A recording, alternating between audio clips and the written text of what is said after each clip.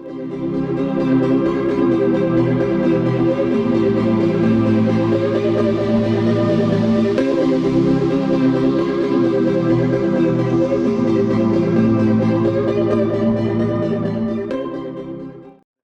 भाइयों एवं माँ शक्ति, आज हमारे हेल्थ के चैनल में आदरणीय डॉक्टर अमित कुमार अग्रवाल जो डायरेक्टर हैं सत्या हॉस्पिटल कानपुर हमारे बीच में हैं। उनका आज का विषय है बढ़ती उम्र के साथ फिर कैसे रहें, how to fit with advancing age. इससे पूर्व में हमारे बीच में डॉक्टर पुनीत गुप्ता आई पर, डॉक्टर पंकज अग्रवाल डायबिटीज पर और डॉक्टर संजय जैन ऑर्थोपेडिक पर आ चुके हैं। अब मैं आदरणीय नरेश कुमार नायब साहब से, जो वो भी कानपुर से हैं, retired additional commissioner income tax, उनके विषय में कुछ परिचय और दो विषय हैं। आदरणीय नायब साहब। बहुत बहुत धन्यवाद अरविंद जी। ये बहुत ही फख्र का विषय है कि कानपुर के एक प्रतिष्ठित डॉक्टर साहब का इंट्रोड्यूस करने के लिए मेरे को कहा गया है। मैं तो इसको अपने लिए ही सम्मान की बात मानता हूँ। आज हम लोग का 29वां एपिसोड है, यानी कि आप समझ लीजिए लगभग 4.5 महीने हो गए हम एक दूसरे के साथ जुड़े हुए हैं। और बड़ा अच्छा लगता है जब नए नए सदस्य आते हैं, वो कहते हैं आप भी, आप हमको अपने परिवार से जोड़ लीजिए। मेरठ से थे, एक आज पंजाब से थे, जिन्होंने कोई थे 3-4 दिन पहले उन्होंने भी कहा कि उनको, बल्कि शर्मा जी ने उनका परिचय पूछा कि आप अपना नाम बताइए, क्योंकि नए सदस्य थे। तो ये सब देख के बड़ा अच्छा लगता है कि हम लोग की भावनाएं लोगों तक जा रही हैं, और चूंकि ये बहुत पॉजिटिव भावनाएं हैं इसलिए लोग इसको एक्सेप्ट कर रहे हैं और जुड़ना चाह रहे हैं। सब अपने समय के हिसाब से जो भी जिससे जुड़ पाता है उसको उनका स्वागत है। और डॉक्टर A.K. अग्रवाल साहब ऑर्थोपेडिक सर्जन हैं। अगर आप इनकी क्वालिफिकेशन की बात करें तो आपको सिर्फ गोल्ड ही गोल्ड नजर आएंगी। कानपुर के मेडिकल कॉलेज से इन्होंने MBBS गोल्ड मेडलिस्ट, इसके बाद पोस्ट ग्रेजुएशन भी कानपुर के GSM मेडिकल कॉलेज से, प्रतिष्ठित कॉलेज है। मैं तो इनको पर्सनली जानता हूँ, इनसे बहुत बार मिला हूँ। He is such a nice and down to earth person. और जितने ये हैं उतनी ही मिसेस अमित कुमार अग्रवाल है। She is also doctor. पता ही नहीं लगेगा साहब कि आप इस हाई फाई डॉक्टर्स, उनके आप क्वालिफिकेशंस देखें तो such a simple person. My all praises for him. आज हम लोग जिस विषय को यहाँ पे डिस्कस करने के लिए आए हैं, ये हम सभी लोग के लिए बहुत जरूरी है कि बढ़ती उम्र में किस तरीके से फिट रहे, यानी अपनी हड्डियों को, जोड़ों को किस तरीके मजबूत रखते हैं। ऑस्टियोपोरोसिस हो जाता है, हड्डियां थोड़ी सी गुरगुराने लगती हैं, जोड़ों में दर्द हो जाता है, उसके बारे में इनका स्पेशलाइजेशन है। ये बहुत अच्छे से प्यार से बताएंगे। और मैं डॉक्टर साहब से निवेदन करूंगा कि आप जितना समय ले सकें, जितना बता सके बताइए। और कहीं कुछ छूट जाता है तो डॉक्टर साहब आपको फिर पकड़ेंगे और आपसे फिर सुनेंगे। हम आपकी बात को चाहते हैं कि आप ज्यादा से ज्यादा लोग को यहाँ बताएं कि किस तरीके से जितनी हमारी दर्दें हैं, जो शरीर की दर्द हो जाती है 50 साल के बाद, 55 के बाद, उससे कैसे निजात पाए। आपका स्वागत है। मैं धन्यवाद नायब साहब। ये आप बिल्कुल सही कह रहे हैं कि मैं इनसे पहले एक उद्बोधन सुन चुका हूँ, और डॉक्टर साहब बहुत ही हम्बल और बहुत ही पेशेंस वाले व्यक्ति है, मतलब इसी सर आप मिल के देखिए, कभी आप कभी मिल के देखिए, आप तो देखेंगे सॉफ्ट स्पोकन पर्सन। ठीक है आर्यन डॉक्टर को। Sir thank you very much नायब सर। आपने तो मतलब क्या कहा जाए कि इतने अच्छा आपने बताया। मैं ऐसा एक्चुअली हूँ नहीं, लेकिन कहते हैं कि beauty lies in the eyes of the beholder. तो आप ये बिल्कुल चरितार्थ कर दिया आपने, और इतना ज़्यादा आपने कह डाला कि it is difficult for me to उस लेवल तक अपने को रख पाना बहुत मेरे लिए मुश्किल टास्क कर दिया आपने। और नायब साहब जैसा आप लोगों से पहले से जुड़े हुए हैं, लेकिन मैं आपको बता दूं कि कानपुर में इनके फैन हर जगह, गली मोहल्ले हर जगह इनके फैन हैं। यूजली इनकम टैक्स कमिश्नर्स और ऑफिसर्स से लोग डरते हैं। एक नायब साहब भी ऐसे हैं जिनको कि लोग प्यार से इनसे मिलना चाहते हैं। कानपुर में he is very very popular and he is wonderful sports person. तो इनकी जितनी भी तारीफ नायब साहब की क्या, मैं तो बहुत ही खुश हो गया। मुझे आशा भी नहीं थी कि नायब साहब को इस कॉन्फ्लुएंस में हम मिलेंगे उनसे। तो I am so happy and so excited to see him here. And thank you Sharma साहब to give for giving this opportunity to me, and thank you everyone in the group who thank you very much. And the topic of today is the how to stay healthy with advancing age. बहुत ही अच्छा and बहुत ही useful topic है, क्योंकि जितने लोग हम देख रहे हैं अभी अपने ग्रुप में, सभी लोग इसी एडवांसिंग एज वाले ग्रुप में हैं। So this is very apt topic क्योंकि बढ़ती उम्र में कैसे हम अपने को फिट रखें और कैसे लाइफ ज़्यादा एंजॉय करें और उसे ज़्यादा उपयोगी बनाएं। This is really a task. Journey to start from the womb to tomb. ऐसे जो सबसे छोटा सा पार्ट है, the smallest part is the molecule, जो कि एक कोशिका सेल बनाता है और कई सारी सेल्स मिलकर एक टिश्यू बनाते हैं और टिश्यू फिर ऑर्गन बनाता है और ऑर्गन से एक सिस्टम बनता है और इस सिस्टम से कई सारे सिस्टम मिलके एक पूरा जीव बन जाता है, जैसे कि हम लोग ह्यूमन बीइंग हैं।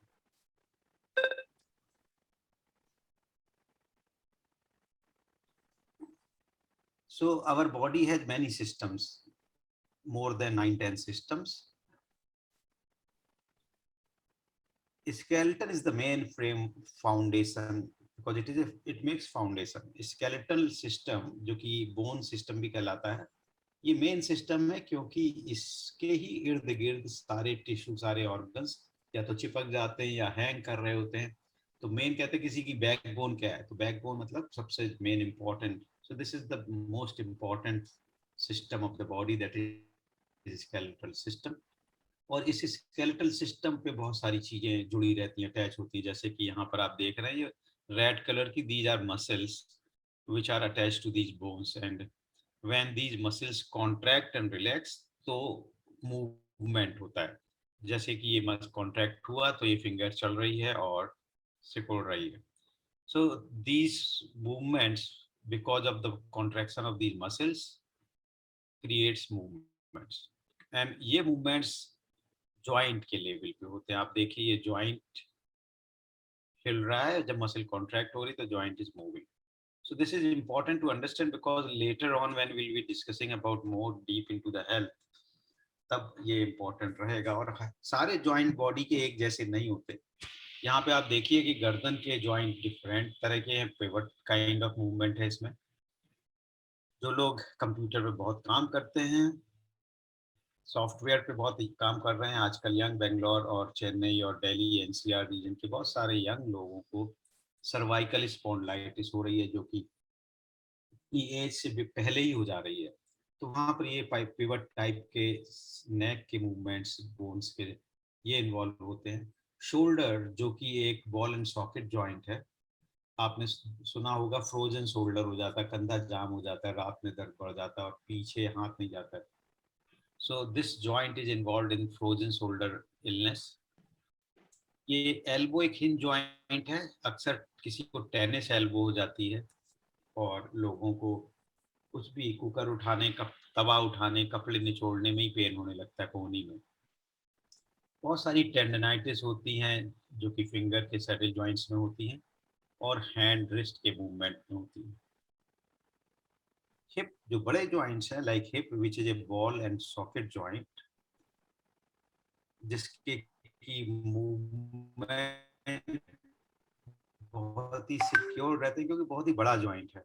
तो ये बहुत ही गहरा बना हुआ है, आप देखें इसकी संरचना, और उसके अंदर एक पूरा बॉल की तरह से मूव करता है। एल्डरली एज में जब बोन बहुत ऑस्टियोपोरोटिक हो जाती तो ये पोर्शन बहुत easily neck of femur fracture हो जाती। बाथरूम में जरा सा स्लिप हुए और ये फ्रैक्चर हो जाता है और फिर एक कोई किसी न किसी सर्जरी की आवश्यकता पड़ती है। इसीलिए कहते हैं कि इस जीरियाटिक एज ग्रुप में बाथरूम के फ्लोर बहुत ही ड्राई रहने चाहिए और वेल लिट रहना चाहिए। बाथरूम फ्लोर बहुत ही चिकना ग्रेनाइट स्लिपरी न बनाए, खूब सारी रोशनी रखें और पानी हमेशा देखें कि स्लिपरी कतई ना हो। Fracture neck femur is one of the very important cause of death because of it is happening into the elderly age group. मुझे याद है मुरारजी देसाई साहब जो हमारे प्राइम मिनिस्टर थे, he was 99 and he was about to turn 100 जब उनको इसका फ्रैक्चर हो गया और वो बॉम्बे हॉस्पिटल हमारे यहाँ आए, डॉक्टर ढोलकिया साहब। ऐसे थोड़ी आवाज थोड़ी तेज नहीं, थोड़ी साउंड कम लग रही है। आवाज थोड़ी कम माइक। लग रही है?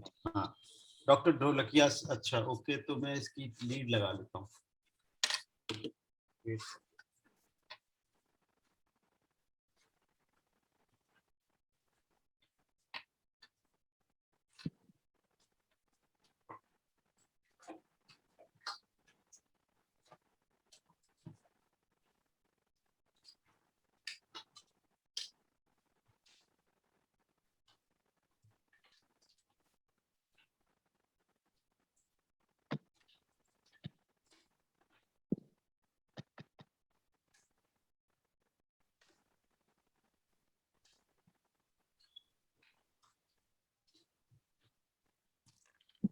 Sorry for interruption. कोई इंटरप्शन नहीं डॉक्टर साहब, you are speaking so softly. अभी अभी अभी आपकी आवाज मेरी आ रही क्या बेटर पहले से? बहुत Yes. बहुत बेहतर आ रही पहले से, और आपने ढोलकिया साहब के साथ काम किया इसलिए आपको उनका नाम नहीं मेरे को याद है। Yes.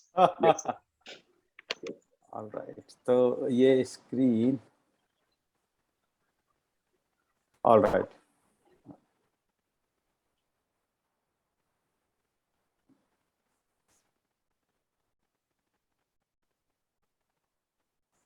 हेलो, जी सर, ठीक है।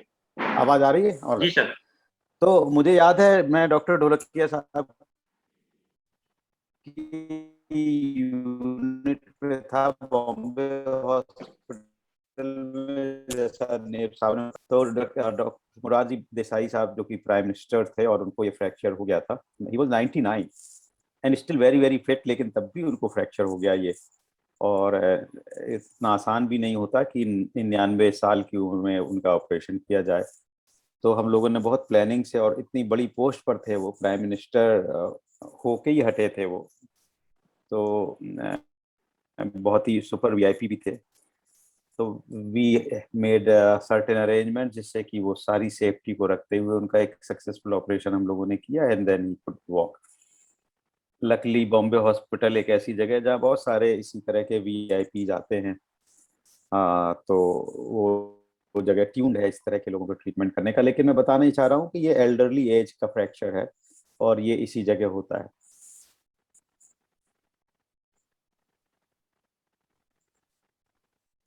नी जॉइंट, जो कि आजकल बहुत ही कॉमनली प्रॉब्लम का विषय है, घुटने का दर्द सभी को होने लगा है, और एक ये हिंज वैरायटी का जॉइंट है। और हम लोग सारा दिन इसका खूब सारा यूज क्यों हो गई है, उसकी वजह यह है कि जो ईश्वर ने हमें 100 ईयर्स के लिए बना के ये जॉइंट और उसके टायर कार्टिलेज दी थी, उसको हम लोग पहले ही यूज कर ले रहे हैं, या उनकी क्वालिटी अब उतनी अच्छी नहीं रही।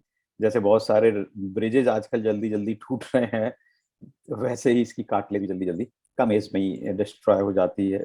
तो ये जॉइंट में एक या वाइट देखिए कवरेज, ये कार्टिलेज का टायर की तरह का, और जब ये डैमेज होने लगती है तो इस तरह से जो रेड स्पॉट दिख रहे हैं ये डैमेज हो जाती है। जब डैमेज हो जाती है तो अंदर की जो नर्व एंडिंग्स हैं जिनमें कि पेन का सेंसेशन कर लेने की एक पावर होती है, जैसे कि दीवार को अगर हम तोड़ दें तो अंदर से इलेक्ट्रिक वायर निकल आएंगे और उनको टच करेंगे तो करंट लग जाएगा। इसी तरह के ये एक प्रॉब्लम है और पेन होने लगता है जब हम खड़े होते हैं या चलते हैं।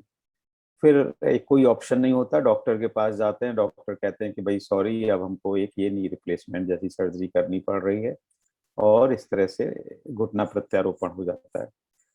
तो इसके बारे में भी बात करेंगे कि कैसे हम इससे बचें और कम से कम चांस रहे नी रिप्लेसमेंट के। तो जो सिस्टम्स जिस पे हम पहले बात कर रहे थे, कई सिस्टम्स हैं बॉडी में। एक सिस्टम जो सबसे इम्पोर्टेंट था, we discussed about skeletal system.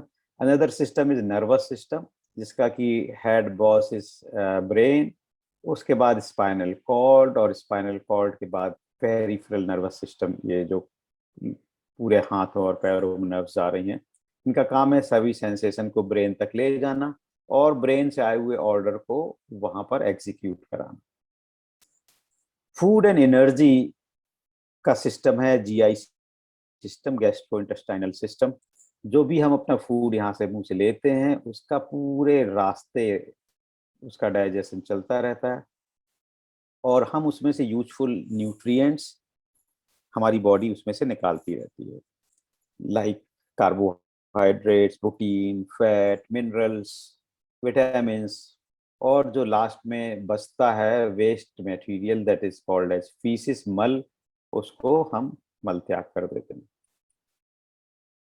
Courier services यानी कार्डियोवैस्कुलर सिस्टम, जो कि एक हार्ट पंप से रेगुलेट होता है, हार्ट पंप करता है कंटिन्यूस पूरी जिंदगी, और उससे निकलने वाली ब्लड वेसल से वो जो भी भेजना चाहता है वो ब्लड के फॉर्म में सब जगह ब्लड जाके वो भेजता है। So this is courier system.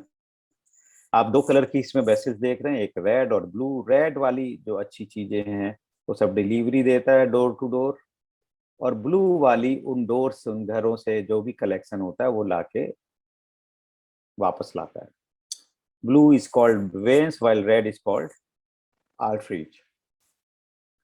मैं बहुत ज्यादा सिंपल हो रहा हूँ, शायद बोरिंग ना हो जाए, मैं समझ नहीं पा रहा हूँ कि मेडिकल लेवल पे कहाँ तक जाऊं, तो कृपया माफ करिएगा if I become too simple और if I become I don't know. So, but what happens when the venous blood comes? It comes to the heart. It comes to the heart, and from heart it is pumped to the lung. Lung में जब हम breathe करते हैं तो fresh oxygen जाती है, और यहाँ पे ब्लड कैपिलरी का एक जाल नेटवर्क बिछा होता है। उस ब्लड कैपिलरी में जो खराब कार्बन डाइऑक्साइड वगैरह गैसेज हैं वो इसमें भेज देता है वापस, और जो ऑक्सीजन है वो ले लेता है। तो जब हम एक्सेल करते हैं, गैस सांस बाहर निकालते हैं, तो वो सारी दूषित हवा बाहर निकल जाती है और ऑक्सीजन वगैरह उस ब्लड में चली जाती है, और वो ब्लड ब्लू से रेड हो जाता है, और वो रेड ब्लड फिर हार्ट के जरिए पूरे बॉडी में पंप होकर एनर्जी पहुंचाता है। अभी कोरोना काल में एक्चुअली यही जो एल्वुलाई हैं छोटी छोटी पेरीफ्री में, इनमें एयर की जगह लिक्विड भर गया था because of the corona virus. तो ये गैसियस एक्सचेंज नहीं हो रहा था और SpO2 लोगों के गिर रहे थे, 100 से 90, 90 से 80, 80 70, और डेथ्स हो रही थी। ये पूरे के पूरे लंग जो कि एयरी हैं, सॉलिड कंसोलिडेट हो रहे थे, पूरे के पूरे वाटर भर जा रहा था। इस पूरे प्रोसेस में जो भी वेस्ट मटेरियल इकट्ठा होता है ब्लड में, उसको भी बाहर निकालने की जिम्मेदारी है एक्सक्रीटरी सिस्टम की, यानी कि किडनी की। और किडनी उसमें से खराब मटेरियल छान छान के यूरिन के रास्ते बाहर फेंकता है।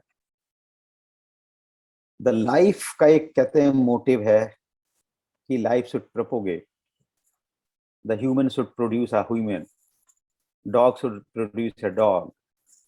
So propagation of life is a philosophy, and it is called reproduction. So there is a reproductory system which is different in female and male, but the system, produces next generation, that is children.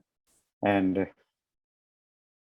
here it is very, very important system which is called endocrine system, which is actually the controller. जैसे अपने देश में important controller हैं like Modi ji, home minister Ajit Doval साहब, इसी तरह से endocrine glands हैं बॉडी में जो कि लिमिटेड हैं, 1 2 3 4 5 6 7, बट और बहुत साइज में छोटी हैं, लेकिन they have tremendous power and they are basically controlling all those 9 systems which we have already seen of the body.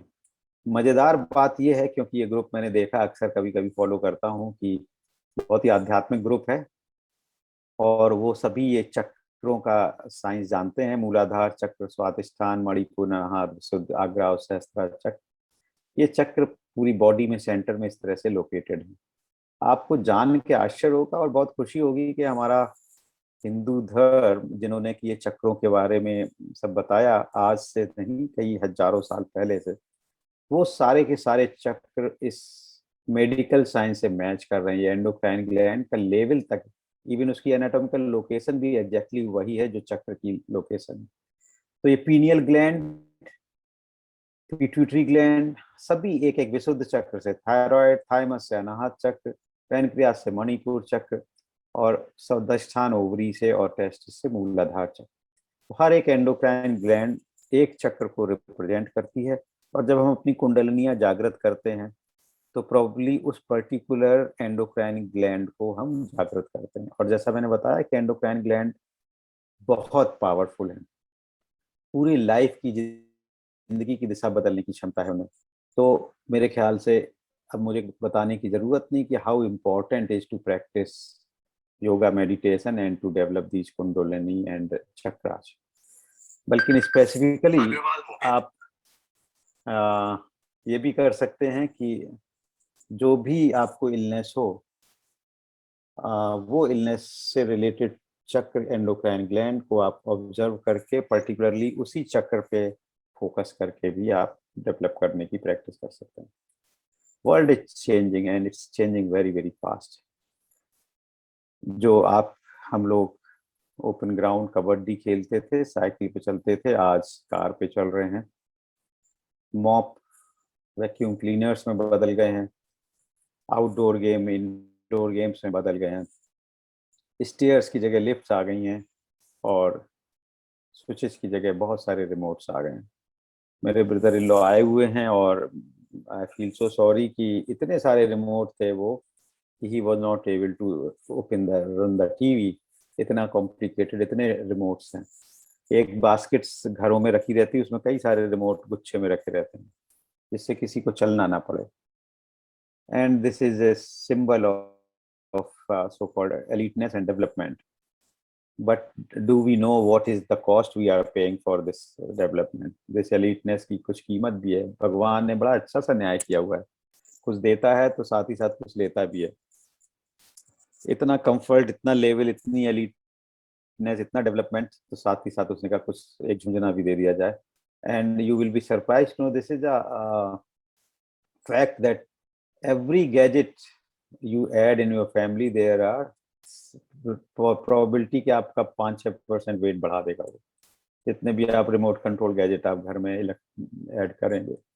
और ये इस ग्राफ से बिल्कुल प्रूव हो जा रहा है कि that incidence of joint pain, जो कि अभी हमने बात की घुटने के दर्द की, वो पिछले 20-25 वर्षों में न केवल नंबर वाइज बढ़ गया है, बल्कि इस ग्राफ में आप देखेंगे तो बड़ी यंग जनरेशन में, यंग एज ग्रुप में ही ये शुरू हो गया है। जो पहले 70 वर्ष के लोगों में होता था वो अब आज 50 की एज में आने लगा है। So this knee pain has a shift towards the left side.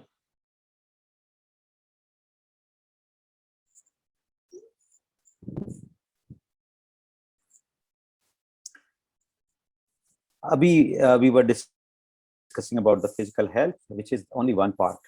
ये हमसे अच्छा आप लोग जानते हैं। Other parts of the total complete health, which is definition given by WHO, that is World Health Organization, is what is called complete health. It comprises of not only physical health but also social health, जो कि आप लोग बहुत अच्छे से कर रहे हैं, हर दिन मिल रहे हैं, जैसा मैंने देखा आपके ग्रुप में। मेंटल हेल्थ, बहुत ही पॉजिटिव एटीट्यूड आप बना रहे हैं, अच्छी अच्छी बातें कर रहे हैं, एक दूसरे शेयर कर रहे हैं, as well as spiritual health. So these all 4 factors have equal part in making you complete, totally healthy person. इन सब की नॉलेज होना ही बहुत इंपॉर्टेंट है, so that you become healthy. But कहते हैं पोथी पढ़ पढ़ जग मुआ पंडित भयानक हो। केवल पढ़ने से काम बनेगा नहीं, execution is the key to success. It is very very important that whatever we know we should execute. और कहते तो ये हैं कि जिसने एक भी सूत्र पकड़ लिया जिंदगी का इस तरह का, उसकी लाइफ सक्सेसफुल हो जाती है। मैं अपने को रोक नहीं पाता हूँ नेब साहब का के बारे में कुछ कहने के लिए कि इतने बिजी होने के बावजूद और इतने ऐसी पोस्ट पर होने के बावजूद he was not at all forgetting to play sports. Every day he was very very regular and he was keeping himself very very fit. So let us talk about how to achieve this effortless health, because when it is effortless then it is much easier to achieve. Whenever it will become pain, whenever it will be full of efforts, probably the longevity of efforts will reduce. हम लोग कम समय, कम 1-2 बार जब जोश आया तब तो करेंगे, वरना छोड़ देंगे। तो it is important to learn how to make it effortless. Let us see, if we are talking about physical health because time is limited, so we can cover only one portion. It is food. जैसा कि बात की थी GI system में, food is very very important. कहते हैं जैसा खाए अन्न वैसा बने मन। इसका क्या मतलब है? हमारा हिंदू धर्म इतना रिच है, भले ही हमने उस पर उतना ट्रस्ट अपना बढ़ चढ़ के नहीं दिखाया, लेकिन मैंने बहुत सारा दुनिया देखी है और बहुत सारी कंट्रीज की सभ्यताएं भी देखी हैं। और बहुत मुझे गर्व है और बहुत ही प्राउडली मैं आपको बता दूं कि कहते हैं कि अपने जैसा कोई नहीं, अपने हिंदू धर्म जैसा कोई नहीं, अपने जो कस्टम और रिचुअल्स हैं, जो नॉलेज है, जो अपने ग्रंथ हैं, उतनी नॉलेज जैसा कुछ भी नहीं। तो let us today we take a pledge कि हम उस पे ही जस्ट चलते जाएं, उसे विश्वास करें, उसे खोद कर उसमें साइंस न ढूंढ के अनट्रस्ट पैदा करें, just believe it.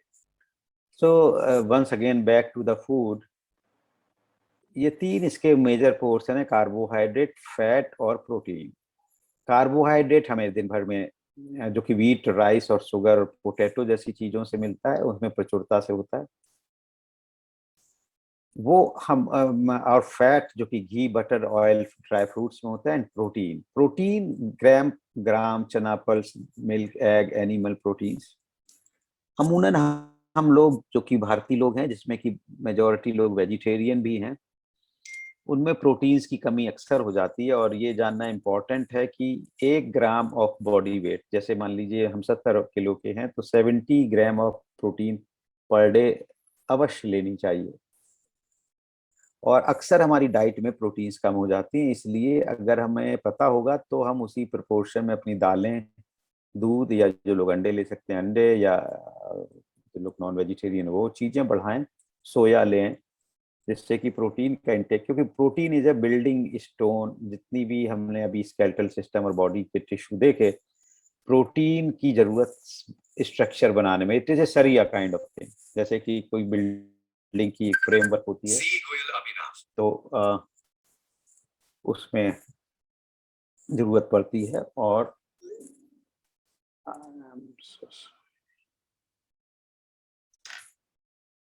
the protein is very very important, which actually majority of the time becomes deficient. Carbohydrate, fat की बात मैं इसलिए नहीं कर रहा हूँ क्योंकि हम लोगों की डाइट में ये जिस रेशियो में चाहिए वो मिल ही जाता है। So carbohydrate gives us instant energy. Players आपने देखा होगा ग्लूकोज का रखते हैं पानी और पी लेते हैं। फैट इज स्टोरेज, लाइक जो विटामिन हैं बहुत सारे फैट में डिजॉल्व होते हैं, विटामिन डी, विटामिन ए, ये फैट डिजॉल्विंग विटामिन हैं, इसलिए उनकी आवश्यकता होती है, जिनसे कि आंखों की रोशनी, ब्रेन की क्षमता और हड्डियों की मजबूती आती है। जैसा कि मैंने बताया, प्रोटीन बिल्डिंग स्टोन है। विटामिन और मिनरल्स ये बहुत ही छोटी मात्रा में जरूरत होते हैं, लेकिन ये पावरफुल चीज है। Fat soluble vitamin A, D, E और वाटर सोल्यूबल बी और सी। मिनरल्स बहुत माइन्यूट अमाउंट में चाहिए होते हैं, calcium, phosphorus, sodium, potassium, manganese, salts हैं बेसिकली ये। और ये जो हरी पत्तेदार सब्जियां होती हैं, पालक, मेथी, इनमें प्रचुरता से पाए जाते हैं, इसलिए हमें अपनी डाइट में दिन भर में एक बार कुछ इस तरह की कच्ची हरी पत्तेदार सब्जी जरूर ले लेनी चाहिए। यूजली आप सलाद में ही खा सकते हैं। आपने देखा होगा कि जैसे कुछ लोग सलाद में पत्तेदार ब्रोकली वगैरह या पालक या कुछ जरूर पत्ते लेते हैं, वो बहुत ही अच्छी हेल्दी हैबिट है। जैसा कि मैंने बताया कि skeletal system, skeleton is the main framework, तो इसको समझना बहुत ही जरूरी है बोन को, क्योंकि अगर बिल्डिंग ही गिर गई आपकी तो बाकी उसमें कमरों के और रखे हुए सामान की कोई ज्यादा अहमियत नहीं है। बोन जैसी कि दिखती है, ड्राई, सूखी इतनी, but I tell you bone is very very lively, a healthy tissue, जो कि हर दिन के लेवल पे कुछ इसका हिस्सा मर जाता है, कुछ कोशिकाएं, और नई कोशिकाएं बनती हैं। So every day there is a remodelling happening.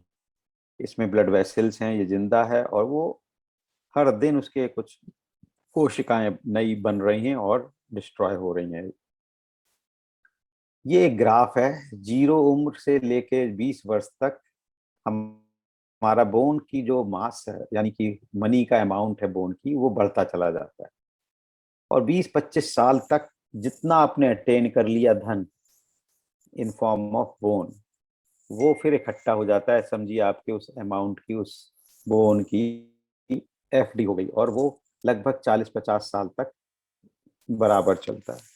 और 50 के बाद ये बोन का अमाउंट फिर खर्च होना शुरू हो जाता है, और हमारी हेल्थ, हमारी एजिलिटी, हमारी पावर धीमे धीमे कम होने लगती है। हम लोग सभी लोग इसी एज, इसी वाले एरिना में हैं 50+ में, जहां की बोन हेल्थ बहुत तेजी से नीचे आ रही है और ऑस्टियोपोरोसिस हो रही है ग्रेजुअली। और जैसे जैसे ये एक लेवल को क्रॉस होती है, बोन की स्ट्रेंथ इतनी कमजोर हो जाती है कि हमें स्पाइन के फ्रैक्चर्स होने लगते हैं, कहीं हिप के फ्रैक्चर होने लगते हैं, कहीं कलाई के फ्रैक्चर होने लगते हैं। और दुख की बात यह है कि उसमें उतनी ज्यादा चोट की भी आवश्यकता नहीं पड़ती, बहुत ही हल्के सी चोट से ही फ्रैक्चर होने लगते हैं। तो आज की टॉक का एक ये पर्पज है कि हम इस तेजी से गिरते हुए बोन हेल्थ को ऊपर कैसे लिफ्ट करें और इस लेवल पे ले आए। अगर हम इस लेवल पे ले आएंगे तो हम जिंदगी की है क्वालिटी को, लाइफ की क्वालिटी को बेटर कर पाएंगे। इसके 3 मेन चीजें हैं, कैल्शियम, विटामिन डी और एक्सरसाइज। ये तीनों पिलर फॉर्चुनेटली हमारे भारत में खूब सारे हैं, लेकिन क्योंकि धूप से बनता है विटामिन डी, सन, खूब सारा सन है, लेकिन अनफॉर्चुनेट पार्ट ये है, ये विटामिन डी का स्टेटस दिखाया गया ऑल अराउंड द वर्ल्ड। जिसके यहाँ जिन कंट्रीज में अच्छा विटामिन डी है वो देखिए येलो कलर से दिख रहे हैं, ग्रीन कलर से। जहाँ बहुत कम है वो रेड और ऑरेंज है, और भारत पूरे में ऑरेंज है। इंडिया में इतनी सारी धूप होने के बावजूद हम लोग विटामिन डी में कम है। उसकी बहुत सारी वजह है, क्योंकि हम लोगों के पहनावा ऐसा है कि धूप हमें पेनिट्रेट नहीं कर पाती है। हमारे स्किन में ब्लैक कलर के हैं तो मेलानिन पिगमेंट होता है जो कि धूप को रोक लेता है। हम लोग जो एलीट क्लास है वो धूप में बाहर नहीं निकलना चाहते हैं, एयर कंडीशन ऑफिस में बैठना चाहते हैं, और पॉल्यूशन भी हमारे देश में काफी है जो कि किरणों को रोक लेता है। जो लोग कॉन्शियस हैं, जैसे कि यूरोप वगैरह में, वो लोग सन बेदिंग के लिए जाते हैं और स्किन विटामिन डी प्रचुरता से धूप से बनाती है। तब तक उनको वहां धूप में रुकना चाहिए जब तक कि स्किन पिंक ना हो जाए। तो sun is the essence of life. हमारे हिंदू धर्म ने ये भी अच्छे से समझा और पहचाना, और इसीलिए उन्होंने अपने सारे हेल्दी सिस्टम्स को किसी ना किसी रिचुअल से जोड़ दिया, किसी ना किसी धार्मिक एक्टिविटी से जोड़ दिया, जिससे हम लोग सभी लोग, चूंकि सभी को धर्म के प्रति, भगवान के प्रति आस्था होती है, तो वो ऑटोमेटिक करते जाएं और हेल्थ अच्छी रहे। जैसे कि सूर्य को अर्घ देना, नदी, गंगा नदी, यमुना नदी, जो भी नदियां हैं उसमें स्नान करना। इतने सारे फेस्टिवल थे, सभी में पूर्णिमा, अमावस्या की ये था कि नदी पे जाएं, स्नान करें, और उसका पर्पज यही था कि आप नंगे बदन धूप शरीर पर पड़े और विटामिन डी प्रचुरता से बने। ये हमारे सो कॉल्ड डेवलपमेंट ने पुनः इन सब चीजों पे काफी ब्रेक लगा दिया और हमारी बोन हेल्थ बहुत ही कमजोर होती चली जा रही। विटामिन डी के ये बहुत सारे सोर्स हैं, आई एम श्योर आप सभी लोग जानते हैं इन सबको, लेकिन sun is the most important source of vitamin D. Calcium, बहुत सारे सीए लोग भी हैं हमारे ग्रुप में, जैसे कहते हैं chartered accountant is needed everywhere, सारी फाइनेंस वही कंट्रोल करता है। इसी तरह कैल्शियम पूरी बॉडी में हर जगह काम आता है। कोई ऐसा सिस्टम नहीं है जहाँ पे कैल्शियम की जरूरत ना पड़े। अगर कैल्शियम कम हो जाता है बॉडी में, तो उस कैल्शियम की कमी को बोन्स घुल घुल के डिजॉल्व करती हैं। ब्लड का लेवल सेम ही रहता है, लेकिन उसे सेम बनाए रखने के लिए, जैसे कि कहते हैं कि मिनिमम बैंक बैलेंस उतना सेविंग बैंक अकाउंट में रहना कंपलसरी, वरना वो फिक्स डिपॉजिट तोड़ देगा। तो फिक्स डिपॉजिट बोन्स हैं, और वो ब्रेक हो के एक निश्चित लेवल ऑफ कैल्शियम का ब्लड में बनाता रहेगा। और जब बोन घुलती जाएंगी तो बोन वीक होके ऑस्टियोपोरोटिक होती जाएंगी। ये बोन जो कि इतनी घनी होनी चाहिए, इतनी देखिए वीक होने लग रही है, ऑस्टियोपोरोटिक होने लग रही है। और जब ये ऑस्टियोपोरोटिक हो जाती है तो इसमें फ्रैक्चर हो जाते हैं। So it is very very important कि आप कैल्शियम प्रचुरता से लेते रहें। ये डाइट है जो कि कैल्शियम में रिच है। मेरे ख्याल से ये सब आप लोग जानते हैं, ड्राई फ्रूट्स, ब्रोकली, चीज, मिल्क प्रोडक्ट्स, सोया एंड, लेकिन आयरनी समझने की आवश्यकता है। हम लोगों का डाइट पैटर्न ऐसा है कि बहुत कोशिश करने के बाद भी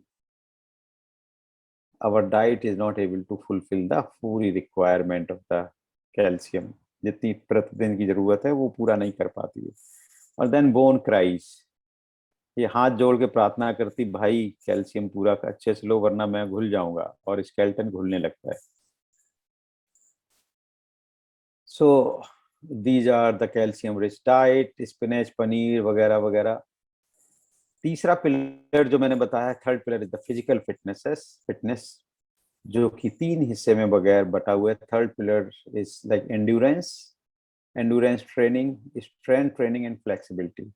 एंडुरेंस आता है जैसे कि हम डेली वॉक करें या साइकिलिंग करें, स्विमिंग करें, कुछ खेलें, नेब साहब की तरह टेनिस या बैडमिंटन खेलें। सेकंड है स्ट्रेंथ, जैसे कि जिम में जाएं, वेट ट्रेनिंग करें। Third is flexibility which is like yoga and aerobics. ये तीनों ही जरूरी हैं। और एक बहुत अच्छा फार्मूला है फिटनेस का schedule, if you follow this is very very good. 333 मतलब एंड्योरेंस 3 दिन हफ्ते में करें, यानी 3 दिन आप वॉक पे चले जाएं या साइकिलिंग पे चले जाएं। क्या करना है उसमें, 30 मिनट की ब्रिस्क वॉक करें 3 किलोमीटर। स्ट्रेंथ ट्रेनिंग करें, ऑल्टरनेट डे जो 3 के हैं आप जिम चले जाएं, वेट ट्रेनिंग करें 3 डेज अ वीक, 30 मिनट दें जिम में, और 3 ग्रुप्स ऑफ मसल्स करें एक दिन में। 3 ग्रुप कर लिया आपने, मान लो शोल्डर, एल्बो और रिस्ट ले ली। फिर अगले सेकंड डे, नेक्स्ट डे 3 अलग ग्रुप ले लें, जैसे हिप, नी और एंकल ले लें। नेक्स्ट अगले 3 दिन में बैक ले लें, नेक ले लें। तो इस तरह से 3 ग्रुप्स ऑफ मसल्स को स्ट्रेंथन करें और 30 मिनट जिम में बिताएं, alternate day, not every day. और फ्लेक्सिबिलिटी के लिए 30 मिनट डेली योगा करें, योगा, प्राणायाम एंड मेडिटेशन। क्योंकि आप gradually not only physical health, आपको अपनी मेंटल एंड स्पिरिचुअल हेल्थ भी कवर अप करनी, जो कि हमने शुरुआत में बात की थी। So do 30 minutes every day of flexibility exercises, that is yoga, pranayam and meditation, and do all these things 6 days a week. Then question comes then ki this relationship between body and breath and mind is actually developed by the yoga, pranayam and meditation. Body है yoga, breath is pranayam, mind is meditation. So if you do all these things, this is the perfect combination which will make you very, very healthy. Like this. So what is to be done on the 6th day? क्योंकि आपने 6 दिन कर लिया, 7वें दिन क्या करना है? 7वां दिन is Sunday, that is healing day. Go get massage, go for outdoor sports, picnic, खेत में जाइए, फार्मिंग करिए, अपनी जो भी हॉबी हो, गाना बजाना, गार्डनिंग, व्हाटएवर हॉबी हो वो करिए। कहते हैं कि अगर आप अपनी हॉबी को परस्यू करते हैं तो हैप्पी हार्मोन्स सिक्रीट होते हैं। Happy hormones are very very important for body. और उन हिस्सों को जिनको आपने पहले ही एक्सरसाइज कर रखी है उनको रेस्ट मिल जाता है, हीलिंग मिल जाती है। सभी को हीलिंग के लिए समय चाहिए। So this is very very good schedule. So keep 1 day for all these recreational things and do follow 333 rest of the 6 days. Discipline life increases age. जैसे हार्ट है, देखिए आपको पता भी नहीं लगता, पूरी जिंदगी कॉन्ट्रैक्ट करता रहता है। तो एक डिसिप्लिन है उसका, इसलिए इतनी लंबी एक्टिविटी वो कर पाता है। लंग्स हैं, एक डिसिप्लिन है, आपको पता भी, एहसास भी नहीं होने देता और हमेशा सांस लेता रहता है। एक निश्चित है, डिसिप्लिन है। ये नहीं कि आज कभी खाया सुबह 6 बजे, कल पार्टी थी 12 बजे खाया, दिन में कॉफी मिल गई तो कॉफी ले ली। तो make a schedule, make a discipline of life, this will increase your life. क्योंकि एक बायोलॉजिकल क्लॉक सेट हो जाती है हर एक चीज की। और फिर फूड, जीआई सिस्टम वेट करेगा, 6 बज गया अब ये चाय आनी चाहिए, 12 बज गया अब ये आना चाहिए, 5 बज गया या, उसी के हिसाब से गैस्ट्रिक जूसेस सीक्रेट होने लगते हैं। तो make a system, whatever suits you. I am not saying that particular system you follow, but what ever you will follow, body में बहुत ज्यादा अडेप्टेबिलिटी है, वो उसी तरह से अडेप्ट हो जाएगी, but kindly remain close to that discipline. जैसे कि मैंने बताया, fix schedule tame your body, आपने पावोव का एक्सपेरिमेंट सुना होगा, जिसमें कि उसने क्या किया कि घंटी बजाता था और तब कुत्ते को खाना देता था। तो उसने ऑब्जर्व किया कि उसका सलाइवेशन मुंह से शुरू हो जाता है। एक दिन उसने क्या किया कि फूड हटा लिया, केवल घंटी बजाई, तो भी कुत्ते के मुंह से सलाइवेशन शुरू हो गया। इसका मतलब उसकी बॉडी ने, कुत्ते ने समझ लिया कि ये साउंड का मतलब ये है कि अब हमें गैस्ट्रिक जूसेस दे देने, निकाल देने हैं। तो इस तरह से हमारी बॉडी में, हमें दिखता नहीं है लेकिन हर चीज की एक मेंटल इम्प्रिंट होने लगता है, उसी के हिसाब से सारे 9-10 सिस्टम है वर्क करने लगते हैं।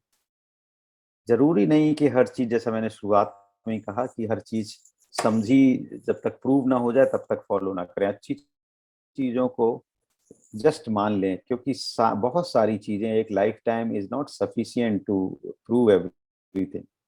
if you want to be really benefited by this, just follow it. बहुत हेक्टिक काम हो जाता है, ब्रेन थक जाता है, आउट ऑफ ऑर्डर चला जाता है, you need to charge it, so take nap in between, sleep like baby, good quality 7 hours night sleep one should take. कुछ लोगों की वर्क पैटर्न डे एंड की जगह नाइट होती, नाइट की जगह डे होती है। Try to avoid sleep in the night. कहते तो हैं कि आइडियल इसकी सूरज के साथ उगे और सूरज के साथ सो जाएं। जैसे सूरज अस्त हो, आप भी थोड़ी देर 1-2 घंटे में सो जाएं, और सूरज जब उठे ब्रह्म मुहूर्त में उठ जाएं, that is best. After a good sleep you blossom like a flower, fully charge with energy and feeling great. जब आप उठेंगे ब्रह्म मुहूर्त में तो ऐसे खिल जाएंगे। Break the work monotony. अगर आप एक ही तरह का काम करते हैं, एक ही तरह का काम करते हैं, तो ब्रेन का एक ही पोर्शन बार बार हिट हो रहा होता है, तो it is called work monotony, और वो फटीग में चला जाता है, while rest of the brain is not used. तो इसके लिए क्या करना है? Go to the nature, you get relax and energise. जो ब्रेन का वो हिस्सा जो यूज नहीं हो रहा है वो यूज होने लगता है, और जो ओवर यूज हो गया है, बैटरी डिस्चार्ज हो गई थी, वो उसमें एनर्जी भर जाती है।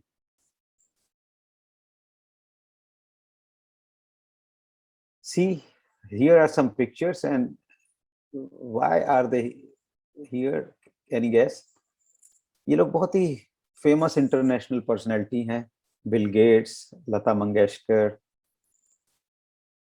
म्यूजिशियन सचिन तेंदुलकर।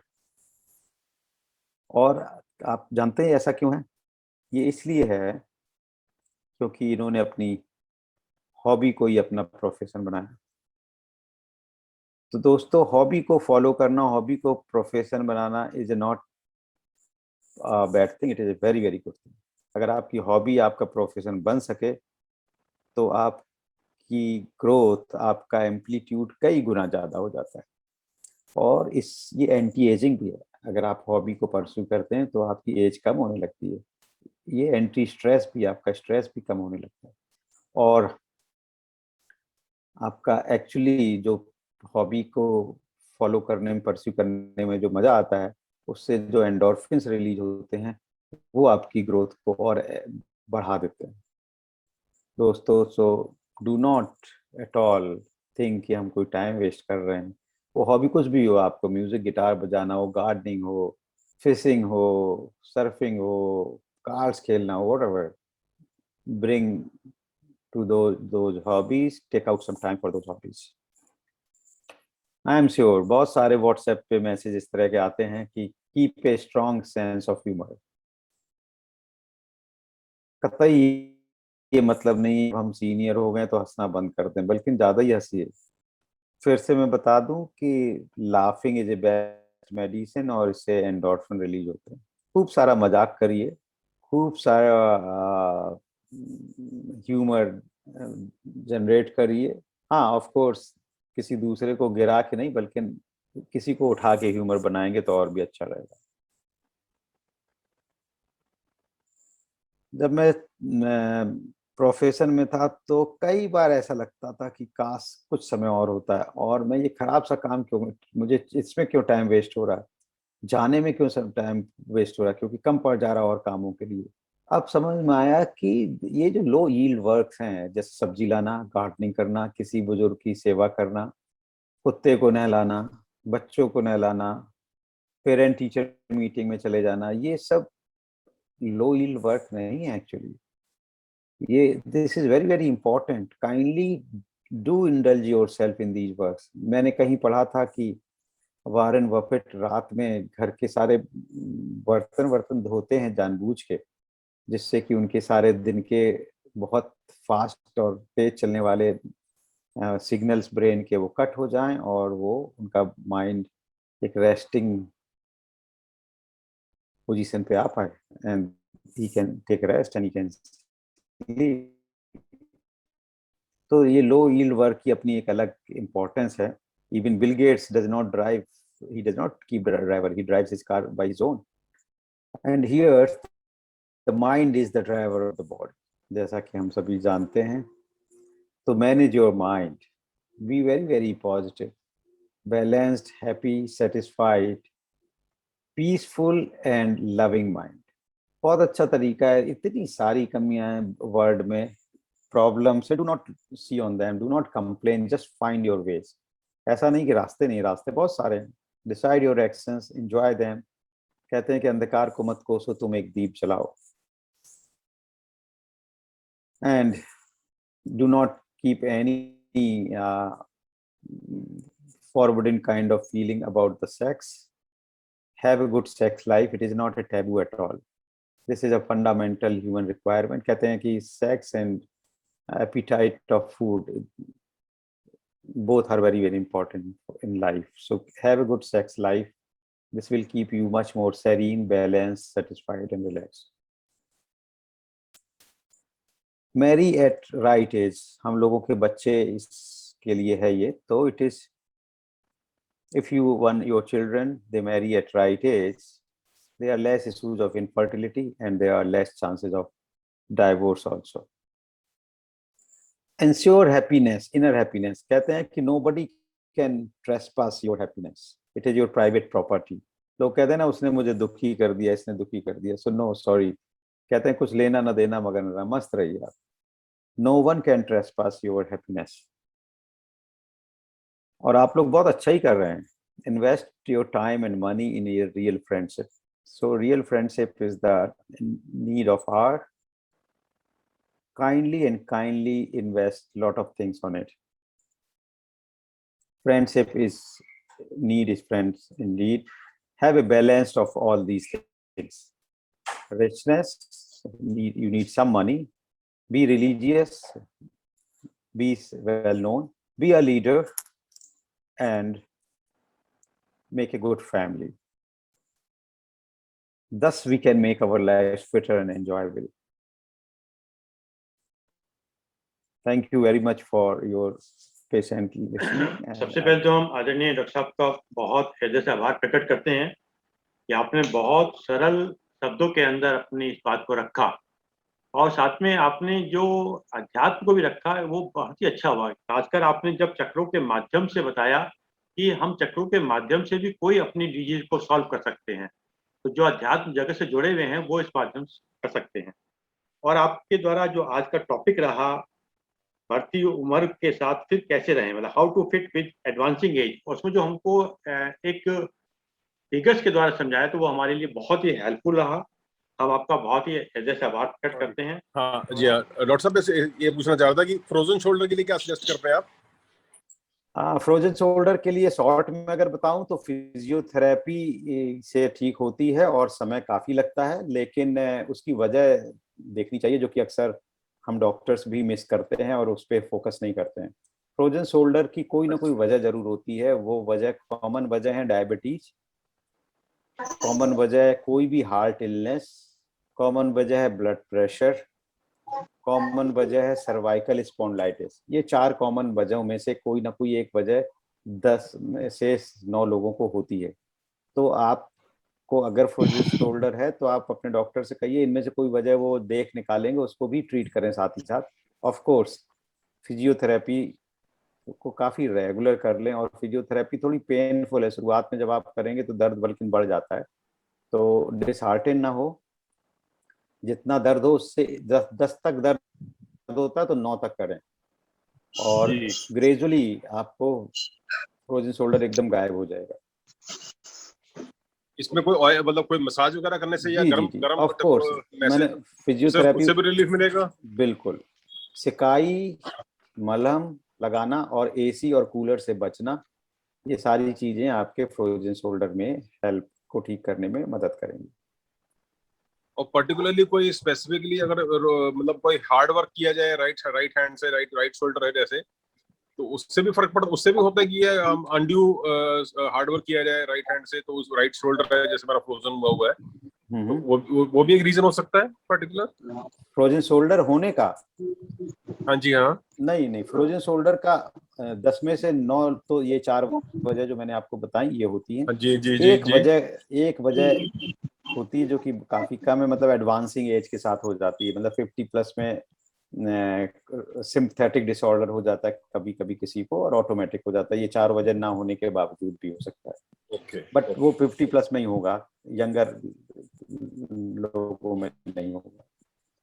तो आप देख लीजिए इसमें से कोई वजह आपको हो तो उसका भी ट्रीटमेंट साथ ही साथ करिए। ऑफ कोर्स सिकाई, एक्सरसाइजेस, मलहम, जी। एसी और ठंडी चीजों से बचना, ये सब चीजें मददगार हैं। और सर एक चीज और मुझे लगा था कि नीज के लिए ऐसे मैं घुटनों, वैसे मैं डेली अलसी के बीज खाता हूँ, अलसी के बीज 2-3 चम्मच जरूर खाता हूँ। अगर मैं 5-7 दिन ये चीज ओमिट कर जाऊँ, बाई चांस गलती से रह जाए मेरी, तो घुटनों में दर्द शुरू हो जाता है। तो क्या ये डायरेक्टली रिलेटेड है इस चीज से? अलसी के बीज जैसे उन्होंने कहा था, तो उसमें ग्लूकोसामीन भी होता है, प्लस उसमें एंटी इन्फ्लेमेटरी एक्टिविटी होती है, यानी कि सूजन को कम करने वाली। अलसी है, हल्दी है, ऐसी कई चीजों में ये एक्टिविटी होती है। बस ये है कि टैबलेट जो एलोपैथी की टैबलेट हैं उसमें वो उसका एक्सट्रैक्ट निकाल दिया जाता है। तो अलसी लेना बहुत अच्छा है, आप लेते रहिए, लेकिन अलसी आज आपने बंद की हो तो कल से दर्द बढ़ जाएगा ऐसा नहीं है। कई बार इससे थोड़ा साइकोलॉजी जुड़ जाती है कि आज हमने अलसी नहीं ली तो कल दर्द हो गया। इट इज नॉट कल नहीं, लाइक दैट। 5-7 दिन के बाद मैं देखा, बाई चांस 5-7 दिन मिस कर जाऊँ तो हाँ दर्द शुरू हो जाता है। कोई रिलेशन है ऐसा इस चीज का जी? नहीं, डेफिनेटली अलसी की एंटी इन्फ्लेमेटरी प्रॉपर्टीज हैं, उसकी वजह से आपके घुटने आराम रहते हैं। आप हल्दी भी ऑल्टरनेट ले सकते हैं, गर्म दूध में अच्छा हल्दी ले लीजिए, इट विल वर्क ठीक इन है, the same fashion. Thank you ji, thank you doctor साहब। Doctor Pal Madan from Punjab. जी सर, अनम्यूट कर लीजिए डॉक्टर साहब, अनम्यूट कर लीजिएगा प्लीज, बाकी लोग अपने म्यूट रखें। हाँ, डॉक्टर साहब और सभी आयोजक और सभी ग्रुप मेंबरों को मेरा सादर प्रणाम। डॉक्टर साहब मैं होम्यो फिजिशियन हूँ और आई एम 70 प्लस और रेगुलर मोर देन 50 ईयर से मैं योगा और एक्सरसाइज फिट एंड फाइन। तो I had to go to Canada, हमारे बच्चे वहाँ रहते हैं, तो 6 महीने हमें इंडोर रहना पड़ा वहाँ पे। तो डेफिनेटली जो विटामिन डी और वहाँ पे रिवाज लेते रहने, तो what your suggestion for supplement sir? तो विटामिन डी सबका काम आता है, हम भी करवाते हैं तो सबका काम ही आता है। लेना चाहिए। मैं चूंकि टॉक को समराइज करना था तो मैंने उसके डेप्थ में नहीं गया, लेकिन कैल्शियम और विटामिन डी दोनों ही हम इस एज ग्रुप में हमको सप्लीमेंट करने चाहिए एवरी डे। कहते रेगुलर ये सर, है कि रेगुलर तकरीबन 500 milligram of calcium per day हमें डाइट के अलावा, खाने पीने के अलावा टैबलेट फॉर्म में या कहीं से सप्लीमेंट लें, और 2000 international unit of vitamin D या तो प्रतिदिन लें या वीकली उसकी डोज ले लें। अगर हम ये मान के चलें कि हमें कम है तो जो 60,000 का एक पाउच या लिक्विड या टैबलेट आता है हर हफ्ते लें, और 3 महीने तक तो इस तरह से लें। फिर उसके बाद केवल 2000 मिली इंटरनेशनल यूनिट पर डे, जो कि कैल्शियम की टैबलेट के साथ जोड़ के आता है बहुत सारी फॉर्मुलेशन में, बस वो एक गोली डेली ले लिया जाए, उतना sufficient. is there any side effect of taking for continuous long time sir? ये भी एक बड़ा सा मिसनोमर है। कुछ लोगों को जिनको किडनी के स्टोन होते हैं वो कहते हैं साहब कैल्शियम नहीं लेंगे और स्टोन बन जाएंगे। तो मैं अच्छा हुआ आपने ये प्रश्न पूछ लिया।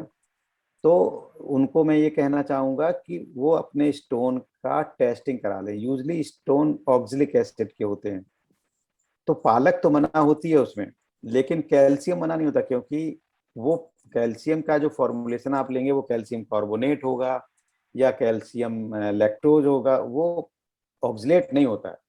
तो हमें लगता है कि अगर हमने वो खा लिया तो हमें पत्थर हो जाएगा, ऐसा नहीं है, पथरी हो जाएगी। तो कोई साइड इफेक्ट उसका नहीं है, आप ऐसे समझ लीजिए। One more thing, as you suggested, वो जो 60,000 वाला जो है weekly, for it should be taken for 3 months और can be continued afterwards also? No, it should not be continued after that. वैसे तो आइडियल तरीका ये है कि आप विटामिन डी की अपनी टेस्टिंग कराएं, तब उसे शुरू करें, और जब खत्म करें 3 महीने बाद, तो फिर 3 महीने का गैप दें without taking any vitamin D, और तब फिर से टेस्ट करें। क्योंकि विटामिन डी अगर आपने आज खाया है तो कल बढ़ा हुआ आएगा, 1 महीने बाद भी बढ़ा आएगा, 1.5 महीने बाद भी ब्लड में बढ़ा आएगा, 3 महीने तक वो बढ़ा ही आता रहेगा। और आपने अगर बीच में टेस्ट करा लिया तो उसकी रीडिंग से आप कंफ्यूज हो जाएंगे, कह रहे ये तो बहुत ज्यादा हो गया, बढ़ गया है, जबकि एक्चुअल ऐसा नहीं है। ये इसी तरह समझिए कि रसगुल्ला खा के ब्लड शुगर टेस्ट करा लें, ऐसा मत करिए। Thank you sir, thank you, thank you sir, thank ठीक है यू डॉक्टर साहब, वेरी इसी से मच। मिलता जुलता एक सवाल मेरे पास व्हाट्सएप पे है, क्या आर्थराइटिस की दवा नुकसान करती हैं? मतलब जो हम दवाइयाँ लेते हैं ऐसे कोई नुकसान भी करती हैं? आर्थराइटिस की दवा नुकसान, क्या दवा है वो उससे डिपेंड करेगा, है ना। ये तो बहुत ही जनरल सा क्वेश्चन है कि मतलब बात उठा दी उन्होंने कि दवा नुकसान करती है, मतलब क्या दवा है वो बात है, बताई जाए तो फिर। हाँ डॉक्टर श्री जितेंद्र मोहन साहब, यस, अनम्यूट कर लीजिए साहब। आपका साउंड बंद है जितेंद्र मोहन साहब। सर नमस्कार सर, आपकी टॉक बहुत ही, आपका साउंड, यस सर आपकी टॉक बहुत ही लाभप्रद है, और मैं समझता हूँ जितने अच्छे तरीके से आपने समझाया है, बताया है, शायद कोई डॉक्टर होके एक आम आदमी को, एक जो नॉन मेडिको है फील्ड का है, इससे अच्छा नहीं समझा सकता, जहां तक मैंने समझाया सर। और दूसरा सर, मेरा आपसे एक रिक्वेस्ट ये थी, मेरा क्वेश्चन ये था कि अगर शुगर है 6-7 साल से, तो बोन्स की केयर के लिए स्पेशली हमें क्या ध्यान रखना चाहिए कि शुगर का इम्पैक्ट से नुकसान ना हो ज्यादा? जी, पहले तो धन्यवाद, आपको अच्छा लगा, और फिर से मैं कहूंगा कि beauty lies in the eyes of beholder. Sugar, तो पहली बात तो शुगर कोई कंट्रोल रखना चाहिए, शुगर के लेवल कोई कंट्रोल रखना चाहिए, +-20 ऊपर नीचे कोई फर्क नहीं पड़ता, बहुत स्ट्रिक्ट शुगर कंट्रोल भी लोग मैंने देखा कि डेली शुगर टेस्टिंग कर रहे हैं, ये दिस इज नॉट, वो से मेंटल इलनेस बना देते हैं, ऐसा नहीं करना चाहिए। वीकली से ज्यादा टेस्टिंग नहीं करनी चाहिए, मैं तो कहूंगा कि मंथ में एक बार टेस्ट करें, दैट्स इट, और नॉर्मल रेंज के इर्द गिर्द रहना ही सफिशिएंट है। जी सर। तो टू मच किसी चीज को पकड़ना is not a healthy habit.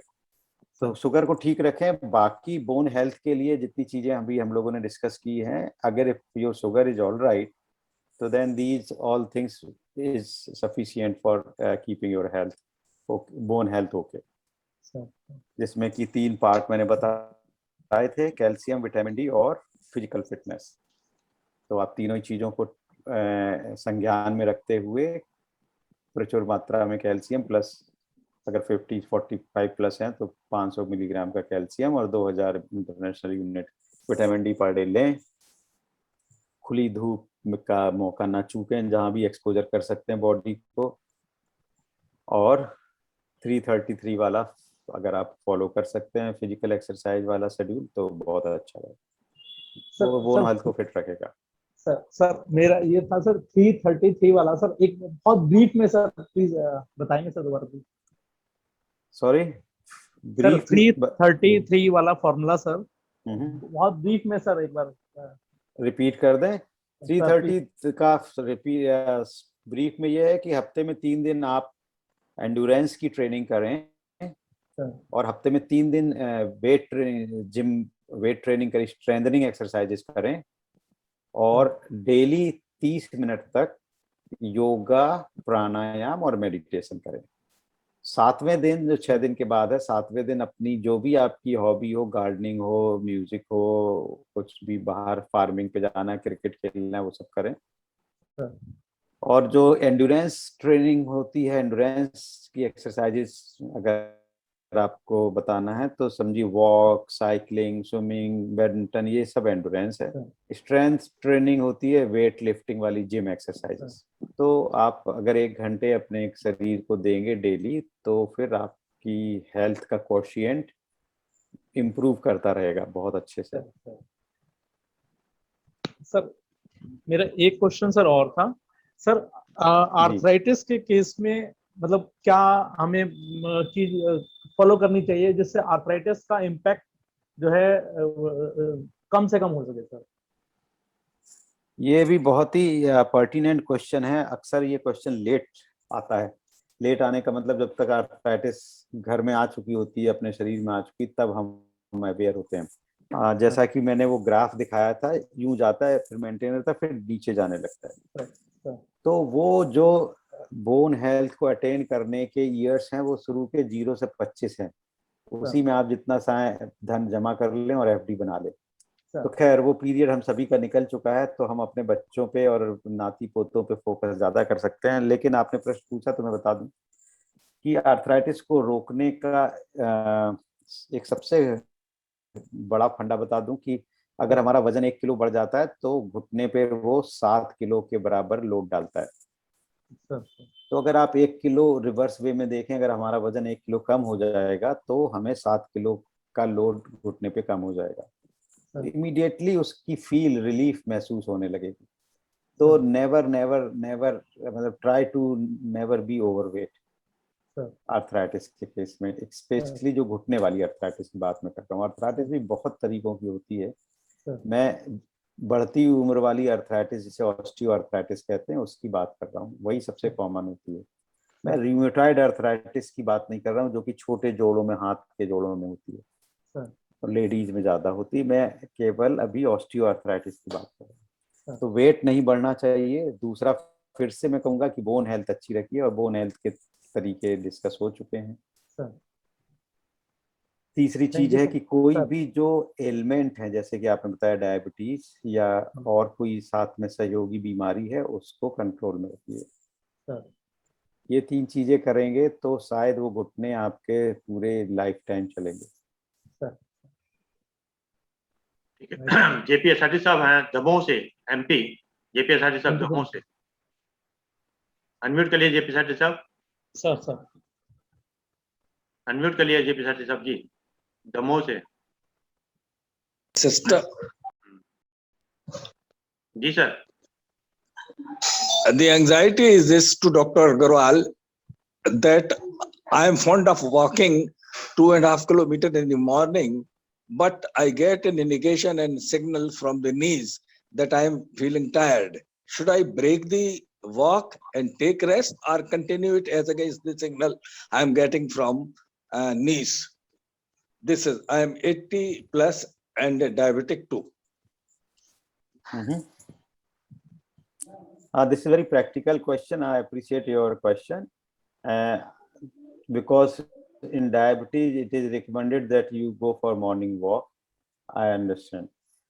For that, you should continue walking, and sidewise or simultaneously, you have to protect your knees also from whatever wear and tear is happening because of the walk. So what I would recommend is, number one, once again repeating that you should not be overweight at all, so that your load on the knee remains not excess. 2, you should wear very, very good shoes. Footwear should be very, like there should be good air cushioning. तो मैं suggest करूंगा कि जो air series के shoes आते हैं Nike वगैरह के, अच्छे महंगे शूज खरीदिए और उनको पहन के वॉक करिए। Third thing is walk in the low resistance track, cemented concrete treadmill, इन पे वॉक मत करिए। घास पर, मिट्टी वाले ग्राउंड पर वॉक करिए। उसमें नीचे से थर्स्ट बहुत कम आता है और वो घुटनों को डैमेज नहीं करने देता। ये चीजें आप फॉलो करेंगे। Fourth thing is you can take a 2 minute, 3 minute, 5 minute break in between after say 1 kilometer, then start again. So if you keep these 3, 4, 5 things, then you will protect your knee also, strengthen your knee also, side by side, diabetes will also remain in control. Is this okay, or you want to know some more? आदरणीय नायब साहब, बहुत बहुत धन्यवाद शर्मा जी। अग्रवाल साहब, खत्म करने में अपना धन्यवाद प्रस्ताव की पहले मैं एक चीज पूछ रहा हूँ, इस वर्ड आता है रिजुविनेशन नी के लिए, मुझे लगता है उसको उसी दिन के लिए रखेंगे जिस दिन आपका नी रिप्लेसमेंट के लिए देंगे। एंड आई कुड अंडरस्टैंड कि आप you are not feeling very comfortable, मैं तो नी रिप्लेस में एक्सपर्टाइज क्या, ये पूरी नी रिप्लेस नहीं करानी चाहिए। So the way you handled it, it was so cute. I was looking constantly at your face. क्या मुझसे क्या है, मुझे पता था नी रिप्लेस करते हो, उनके नी रिप्लेस नहीं करानी चाहिए।